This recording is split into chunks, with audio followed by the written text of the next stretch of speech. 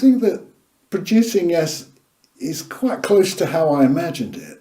I think the little experiences we had along the way doing the quest kept sowing a better seed, that we could do this again.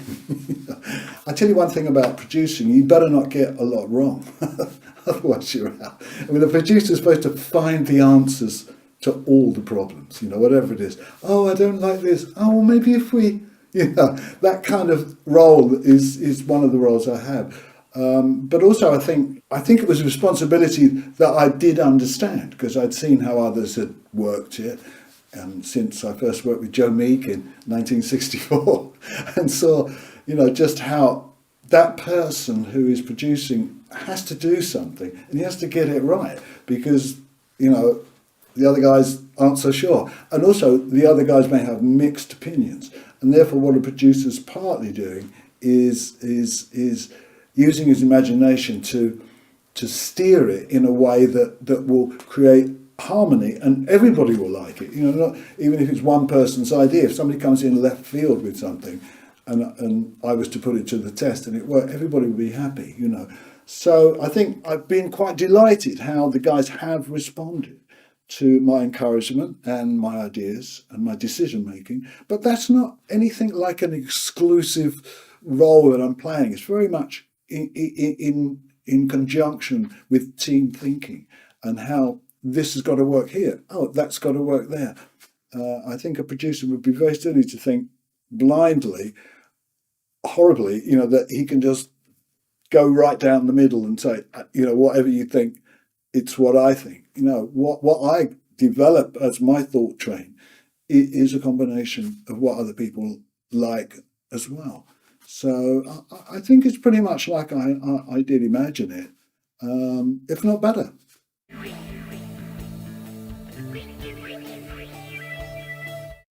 One of the other ingredients that I did suggest, which worked beautifully on the quest, and we've done it slightly differently on Mirror to the Sky, is having Paul K. Joyce do arrangements for orchestra in particular places. In other words, this is not an orchestra takeover where the whole record's got these guys going like this all the time. No, we just use it, for effect, and particularly we use it for a section we can give them, but we play around, we play at the bookends of it.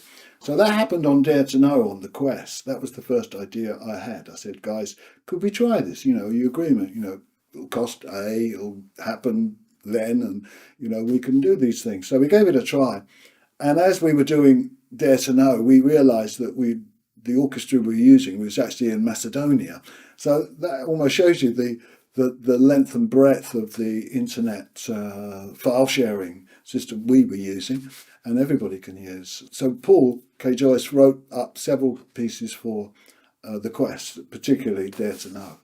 So when it came to Mirror to the Sky, that was the song title at the time when we started, of course, not the album title.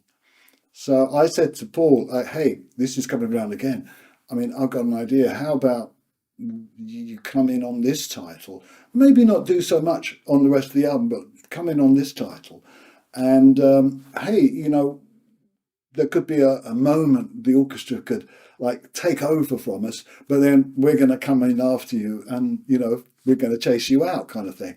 So that's how the track expanded to a near 14-minute piece, because we partly because we gave the orchestra, and we developed more song work and arrangements in it. So having an arranger is a wonderful experience, because we are arrangers as well, and that's one of the things Yes has always been very proud of, is that you can take a song, sometimes it's somebody else's, like Paul Simon's America. Gives you an example of the skills that Yes had, because they were doing covers anyway before I joined, in the late 60s, along with their own song. So having Paul do arrangements on this new record was really exciting. And again, we knew he was going to primarily do Mirror to the Sky as the biggest piece. But hey, what about this song? So Paul came here and we listened through to the songs, and he picked out the ones he thought could benefit, from, he could definitely envisage something going on. So he wrote up a few other tunes, and I guess one of them maybe we didn't take to, and I mean we hear demos of these. That's what he does for us. I check the demo of how he's thinking the orchestra's going to work. So it all happens in different degrees. Sometimes the like luminosity, you don't get much until the end, and then the orchestra are joining us. Mirror to the Sky, as I say, there's a lot of orchestra in that one, but it's very much never swamping the band, which is the whole idea. So that to me, when that came back from Macedonia and we put it into the tracks, started building towards the mixing you're going to hear, then that was really one of the most exciting times. Yeah, I think just that little, it's not what you use, it's how you use it. And I think we've managed to do that to our satisfaction, and Paul's very pleased with the way we've mixed that.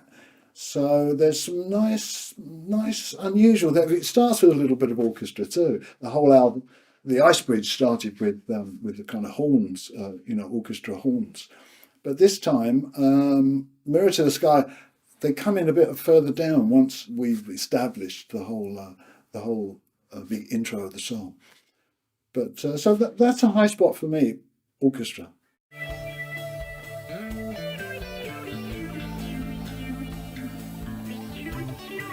The two aspects of whether you're playing your music or whether you're playing other people's music are both terrific channels to go down. So I've been lucky enough to do both a lot. And developing a song that I've written was always actually very hard for Yes.